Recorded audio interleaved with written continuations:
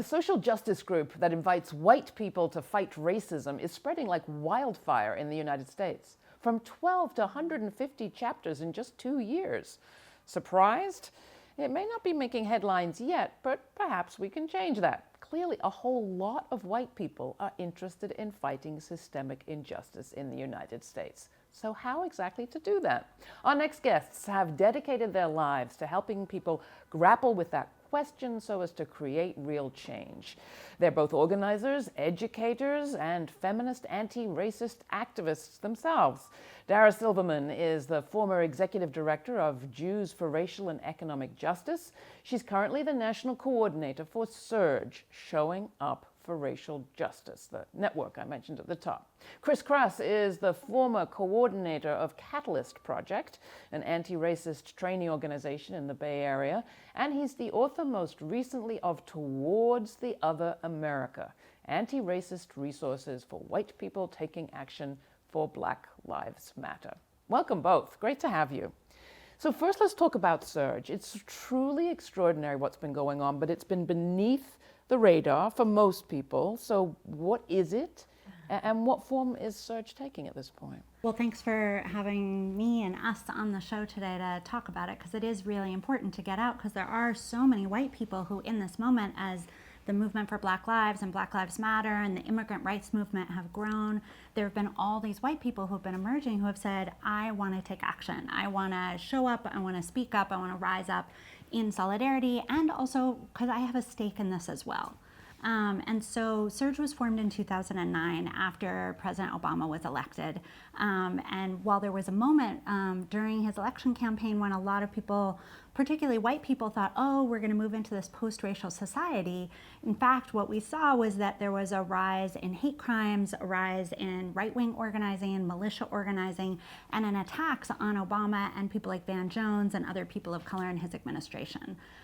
So Carla Wallace and Pam McMichael, who are two queer white women in the South, and who had founded other organizations, really responded to a call from organizers of color saying, where are the white people? There need to be white people who are speaking up, who are acting out in this moment. You all are long-term organizers, help make it happen. And so that's what they did. And then the growth in the last couple of years has been the extraordinary numbers that I mentioned. Yes. How do you account for that? You know, I think we're in both a movement moment and also, I mean, in our lifetimes, we haven't been in a moment like this where there have been so many people. You know, we've had moments like Occupy or during the anti-apartheid movement when I was younger, but we haven't had a moment like this in our lifetime where racial justice has been so central, where police brutality has been something that, particularly for white people, they can't ignore because it's, I think with the growth of social media, there are videos, there are stills, there are so many ways in which it is so much more public and evident, even if it's not happening in your home or on your doorstep.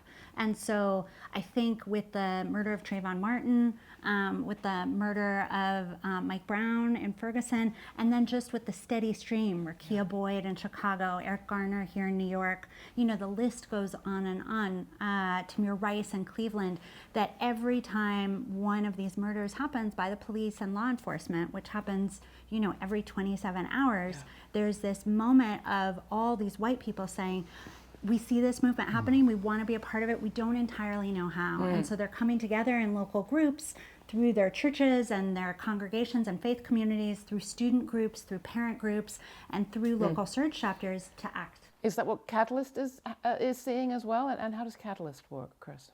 Well, Catalyst is a training center to help develop white anti-racist leaders. And so one of the issues that we've always struggled with is the loudest, most confident voices in white communities talking about race are racist. And so if the loudest, most confident, overwhelmingly dominating voices within white communities, the white leaders who speak about race, the white ministers, the white teachers who overwhelmingly speak about race are racist. And so there is an absolutely devastating, essential need to develop white anti-racist leaders who can speak not only with courage, but with vision and love grounded in history. To be like all over the country, there are leaders in SURGE chapters who are stepping forward and saying, we do not want to be on the wrong side of history.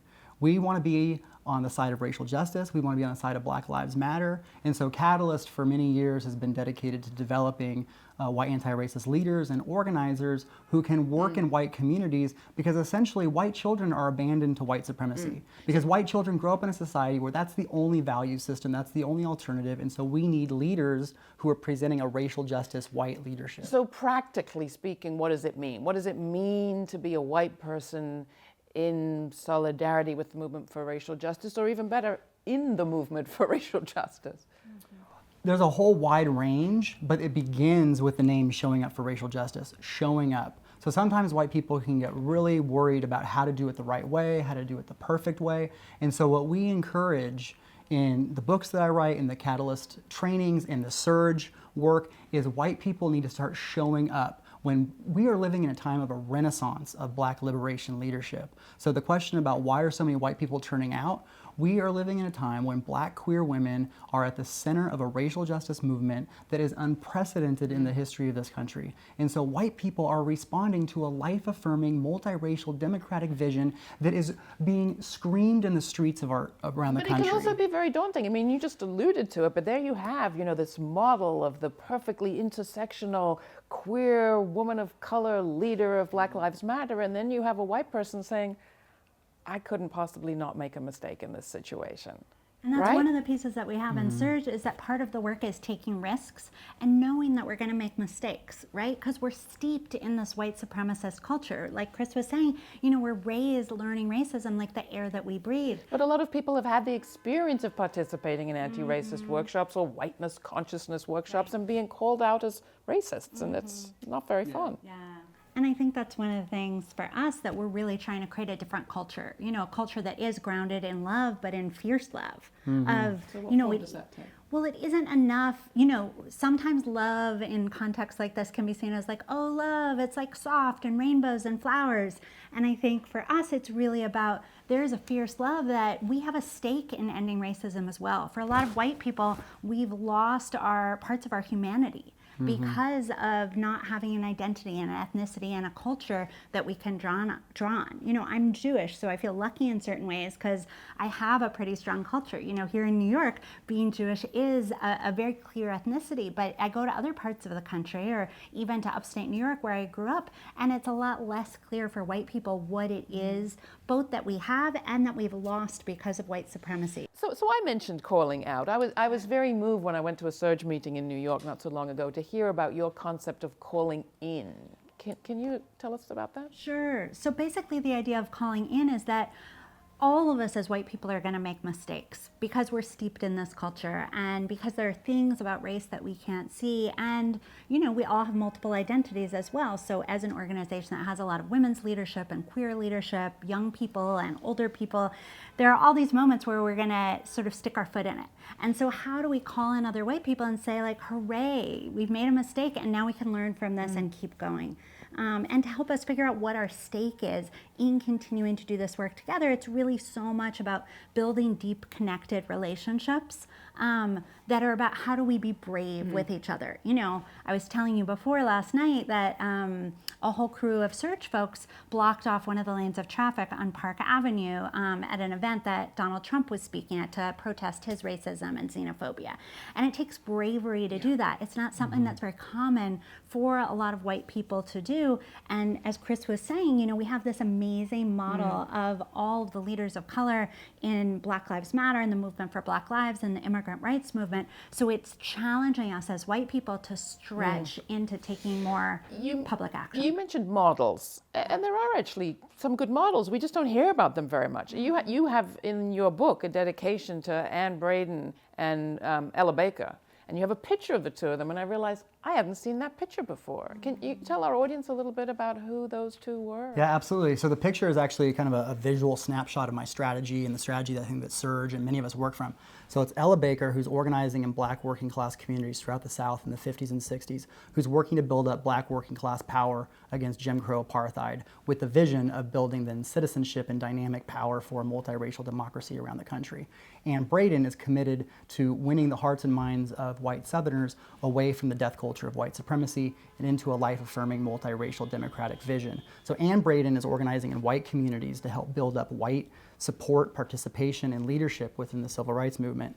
Ella Baker is organizing in black communities throughout the South. The two of them are walking out of a joint strategy meeting at the Highlander Center in Tennessee, where they're thinking about how can we build a movement that is going to transform structures of injustice and build up a beloved community and build up a different society. They're leaving that strategy meeting, going to work in their different communities with the idea of then converging our people, our communities that have been systematically divided from each other. People do not just wake up and think, I want to be living in a segregated, horribly racist society, and I want to participate in that today. But the policies, the laws, the housing, the jobs, the history of this country is developed so that people unconsciously reproduce systems of oppression every day. So our job as white anti-racists is to create opportunities, possibilities for white people to be on the right side of history, for white people to stand up for justice, because the opportunities are not just glowing there every day for white people to be like, this is the right thing to do to end racism. We need to help illuminate that. There are some people listening to this who say, but aren't you recreating the division if you have organizations for white people? Yeah, it's an interesting question because I think, going back to the days of SNCC that Chris was referencing, there was a whole moment in 1963 where there was this paper that was written, the position paper of SNCC on race. The Student Nonviolent Coordinating Committee. Yes. And they said, we need white people to go and organize white people. And there were some attempts at it at that point, and Betty Robinson, who's a leader in Surge, who was involved in SNCC back in the day, says, but we failed, and we didn't figure out how to do it. And so she and we really see Surge as a continuation of that work. Like Chris was saying, to have a powerful multiracial movement, we actually believe that the role of white people is to organize other white people to be in multiracial formations, but that because of the society we live in at this point, it is so segregated that there are so many places that are primarily white, where white people are primarily encountering other white people, cooking and going to school and working with. And so how do we take advantage of those natural relationships that already exist to move people based on those relationships into action? Now, it's not as if we are only race or only class or only gender. We tend to, all of us, be a mixture of all those things and other things besides. You've written very beautifully in another of your books, Chris, Toward Collective Liberation, about your struggle with patriarchy and male bias and sexism. Talk about how that plays into this work.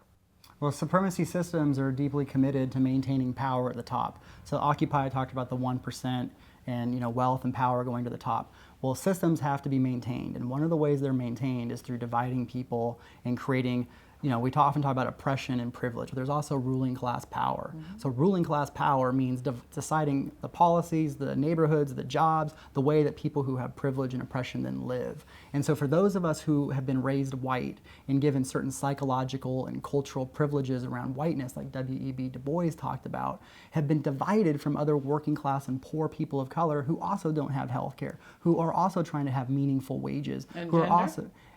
And so in terms of talking about gender for myself as a man around supremacy is recognizing that, again, as a man, I didn't choose to grow up in a society where the voices of women were systematically devalued. But I grew up as a boy, raised and steeped in that culture. So then becoming an activist as a man, it's a process of being like, oh my gosh, my ears have been trained to devalue voices that I identify as female. I have been deprived of all of the leadership of women throughout society by patriarchy. Patriarchy is a nightmare in our movement that then devalues the leadership of women in the movement and genderqueer and trans people in the movement. And so patriarchy, again, is a system where it raises boys to not only devalue the leadership of women, but then also to be malnourished of the leadership that women bring throughout history. So how do you be an anti-racist, anti-sexist white male leader? You take a deep breath and you connect the long tradition of everyday people working for liberation, seeing systems and cultures of oppression and supremacy systems, and realize that the most life-affirming, soul-nourishing, raising my boys, I have 2 white boys, I want them to grow up in beloved, multiracial, anti-racist, feminist community, and I would be delusional to not realize that patriarchy and white supremacy are not working on their hearts every day. And so for me, I take a deep breath, I see all the incredible people around me who I'm working alongside and working behind at times, And we do this work not because of my own personal, I need to do this for me, and it goes back to this calling out thing. I'm not doing this to prove myself to be the perfect anti-racist, the perfect male feminist. I want to do this work with millions of other people who are engaged in a project of liberation, because our souls and our hearts and our communities and our families and our children and our ancestors call us into this moment. So it's not about trying to tear down other white people for making mistakes. It's about loving white people fiercely enough to see not just their mistake, but their opportunity for growth and their possibility for being a part of a surge chapter or some other effort that's going to contribute towards racial justice. It's about loving our people enough to want to get everyone free from white supremacy, including white people in this death culture of supremacy that impacts my heart as a man and impacts my heart as a white person. So feminism and anti-racism means we all get free. How is gender and class emerging amongst the white people working for racial justice in Surge, or is it? Well, you know, Surge was founded by two queer women, and we've always had a majority, like most social justice movements, of female and queer and trans leadership. So I think that's been there. And I think the other theme underneath that's been there has been a real theme of working class and poor leadership as well. So no conflict, everything is just honey smooth there's tons glorious. of conflict. I don't want to present it like it's all hunky-dory, but I think it's an ongoing struggle that we're engaging with, right? Like, how do we build an intersectional white organization that is committed to racial justice, that carries that same analysis about what our stake is and that we're gonna make mistakes over to our analysis about how can I as a middle class person be in solidarity with poor and working class white people in their struggles. So what does that mean when the group that we partner with in Oregon, the Rural Organizing Project, is fighting against militias that are taking over the public services that are being abandoned by state government in Oregon because they've defunded it all through huge tax cuts? You know, what does that mean in upstate New York, where I grew up, when factories are closing down and there's an offer for a prisoner detention center to come in? How do we build solidarity with poor and working class white people at the center of this movement? Because one of the things that we've seen with the rise of Donald Trump and other right-wing politicians is that there is a real sense of white suffering and white rage that's out there right now. Well, that was going to be my last and next question, which has to do with the legacy of this moment. The 2016 presidential race has not been pretty on the race front. I'd love to hear your thoughts on what the legacy of this might be. And then I have to also say I was struck this spring by the reaction to the Chicago Police Task Force report that revealed that people of color in Chicago were completely right in believing that there was brutal, long-standing, deeply embedded racism in the police force, and it received almost a blip, nothing more than a blip in commercial media, although it was on the front page of the New York Times. I think about a minute's of coverage on MSNBC. So you have on the one hand very loud race conversation, and on the other hand a lot of silence. Which one of you wants to respond? How do you think this is all going to shake out? Chris? I mean, both. Well, I mean, I think with the Chicago report, I mean, it just shows that resistance changes things. And so, again, with Ferguson, with, Tamir Rice, it's not that these killings are new. It's not that this state violence is new. It's that this level of resistance, this black renaissance of leadership, is changing the political reality of the country. So forcing there to be a task force at all. Forcing the names of people who've been murdered to become headlines, forcing the conversations to be headlines. Millions of white people's minds are being blown by the reality of racism because black resistance is making it a front burner issue. And then reports like this come out that confirm that, yes, this is actually what's been going on. And so I think the legacy of this moment of the rise of it, Ted Cruz, Trump, GOP, most of my family, white working class family, would be Trump and Cruz supporters. And I remember arguing with them as a kid all the time about, because again, the confident voices in my family would be racist voices. And there'd be good, awkward, uncomfortable white people who would also try to challenge that racism but didn't feel as confident because they didn't have role models all around them. And like my mom would challenge the racism. She would challenge the racism, but the racists had all these facts and the headlines behind them and social legitimacy. But nonetheless, in my family. The reality of jobs, of where resources are being taken from the community is all real. And so the task for us, and why we talk about white anti-racist leadership and white anti-racist organizing and surge,